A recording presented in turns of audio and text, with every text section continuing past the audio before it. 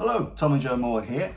So, the rather marvellous people at Naval Military Press have sent me a rather interesting book to review, and that is this, Do or Die, the new illustrated edition by one Colonel A.J.D. Biddle, otherwise most popularly known as Drex Biddle.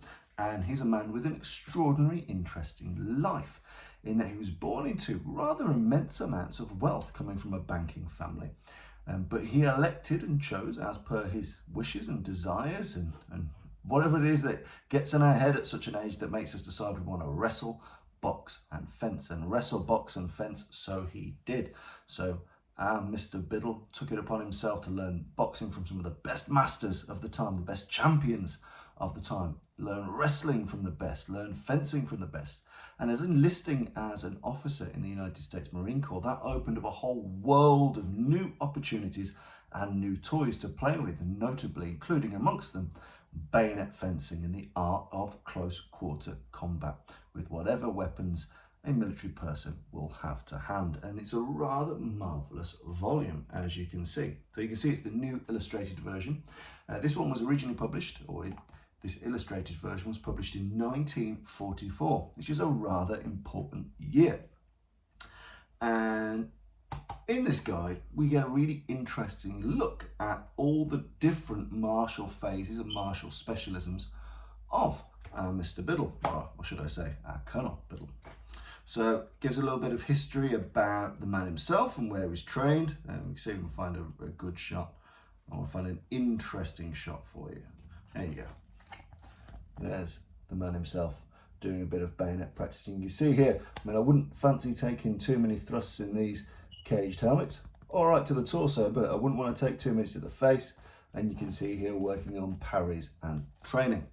So it's a really well illustrated guide. It starts and is predominantly made up of bayonet fencing and bayonet fighting. And I'll be specific on that in that some of this reads as it's designed for the sportsmanship of bayonet fencing, because bayonet fencing is a really good way to build fighting spirit and attribute skills, how to parry and riposte, how to thrust, how to cover, how to counter. So the art of bayonet fencing, being able to fence with the bayonets and being able to fight with the bayonet, i.e. end another person with it. I think this book comfortably covers the two, but I would say there's maybe a little bit more bias towards the fencing element. But that's no bad thing, because if you've got people in training, you need to keep them busy, occupied, fit, competitive, and what better way to do that than give them competitive formats such as bayonet fencing. And if you can imagine, for the types of people, the Marines that he's training, there's a lot of island hopping campaigns. There's lots of elements where you'll end up much closer perhaps than you otherwise would have done in Europe, fighting in the swamps and the jungles and all those sorts of areas in the island hopping Pacific campaigns. So the guide talks about different ways to parry, thrust with the bayonet, how to guard, where to strike. As you can see, the images are very well done. They are very, very, very clear. They're very large, they're very legible, and they're very well described. As you can see here, like all kind of military training writers at the time, there's very little fat compared to the meat. It gets you to what you need to know. Funny enough, you say that, I land on the page at the throat, and you can imagine what's going on. Boom. No messing about there. So I'd say probably over a half of the book is dedicated towards bayonet fencing and bayonet fighting. Then it moves into the knife fighting section. And by knife, what we really mean again is this larger, longer bayonet. So a knife not too dissimilar from something like this kind of old style sword bayonet. Now, for troops stationed out there, this is rather popular. In the UK, we had a little pig sticker, we had a little pokey thing that we put on the end of the Lee Enfield.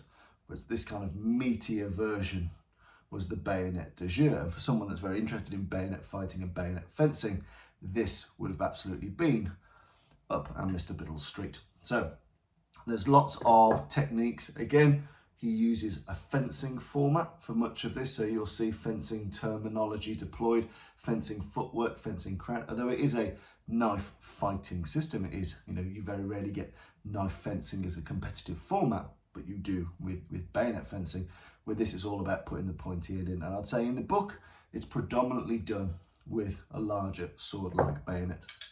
However, obviously, the long, sharp weapon that most of these guys will have to hand and be using in their theatre of war in the Pacific would be something like a larger parang, a machete, a big chopping instrument, because you're moving your way through thick jungle, and lots of the written evidence showcases how well that was used to effect by Allied forces in the Second World War in Asia. So we've got a knife fighting element here, talking about, and you can see the kind of clear fencing influence of this man. You know, he's an upper class man, and whilst he loves rough and tumble pursuits, he is a classically trained fencer. You very rarely get gutter folk like me fencing that often. It's a gentleman's sport for gentlemen.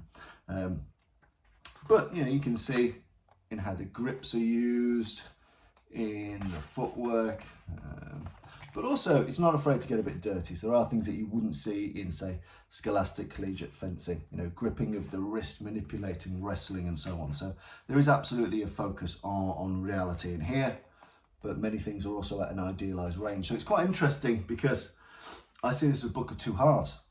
One, the attributes and the mindset necessary to get you there, i.e. the sporting facets that give you the skill, endurance, the ability to pull off the techniques, and then the face-to-face visceral stuff of how this would apply in combat. They're nearly always distinct things, because you can't go all out in training, and when balloon goes up for real, you know, many of the things go out the window. So it's kind of a duality here. So you can see anything from classical style fencing with the bayonet, all the way through to wrestling, grabbing, headbutting, kicking whilst you're using the bayonet. So it's quite interesting duality there. So again, I would say that perhaps half of the book was on bayonet, a quarter is on the use of the long knife, or the sword bayonet, or the machete. All of these things can apply. And then we move into an interesting section on jiu-jitsu, and notably savate. Now, Colonel Biddle, he's a little bit long in the tooth. He's a little bit old by the Second World War. He's been around the block a lot, and he would have been around for the kind of the early booms of things like savate. You know, that they kind of had their traditional heyday in the Americas in the kind of early 1900s. You know, you think about kind of a Bartitsu era kind of time frame, you wouldn't be too far off. So it kind of is a bit telling of his age that savate is something that's on his mind and in his skill set, which is fantastic and rather niche and new. And also the use of jiu-jitsu. And you can see, you know, if you're a familiar fan of William Fairbairn, you can see kind of things that make a lot of sense and match up here. Clearly a chin jab.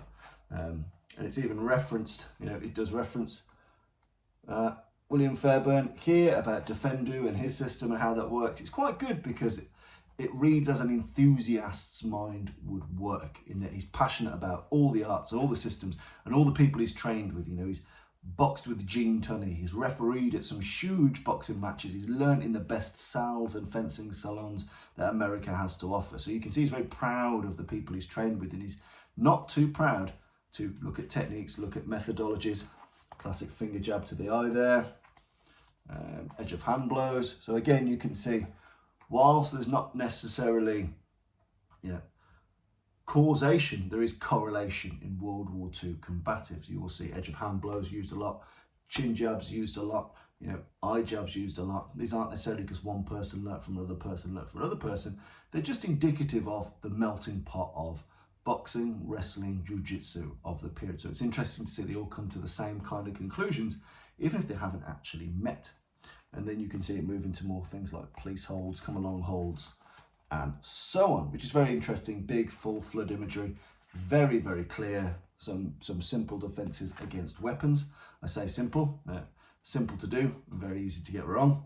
And then it moves into an interesting section. Well, I find it very interesting as a boxer, the boxing session. And he talks about, obviously, boxing for self-protection, and he uses Bob Fitzsimmons' killing shift. And these are kind of big, heavy shots where you're putting extra emphasis on footwork, natural footwork, where you actually step forward, step in and out for shot, because you're not boxing to win rounds here. You are, in fact, boxing to put another man out the game. So it's very interesting to see the skill set of boxing, of which Colonel Biddle was a big fan, a large proponent of. I think it was, it might have been a Sporting Life, American Sporting Magazine named him Amateur Boxer of the Year, Amateur Coach of the Year, 1955. So he was holding some good esteem. I'll put it in the comments what actually, Sports Illustrated perhaps. But you can see here him working his boxing techniques, and you can see the kind of age of the man by 1944, still getting in there, still doing it, applying that golden experience that he's generated over this time. And also think, and also a little bit of dirty boxing here, which I love and I'm a big fan of. So everything from bayonet fencing, bayonet fighting, use of the long knife or the sword bayonet, jiu-jitsu, the kicking styles of savate and dirty boxing. There's a lot to be said for what you can find in Do and Die, and the size of the images is fantastic. The quality of the images is fantastic. It's a really unique and interesting piece of American martial history, and if you're into World War II combatives, it's an unmissable volume. So find out more about the man. I always encourage you to find out more about the man, his life, his context, think about all the access to World War I veterans that he would have had at his fingertips. So when he's looking at bayonet fencing and bayonet fighting, a lot of experience with people that have done this for real, that have really kind of put the pointy end in. It's a really fantastic insight into the man, his training philosophy, his willingness to learn, and his willingness to share even as he gets older into the World War II period. So, Do or Die. I will put the details wherever you can find this video, but if you go to Naval Military Press, you'll be able to find it. It's fantastic, it's interesting, it's useful.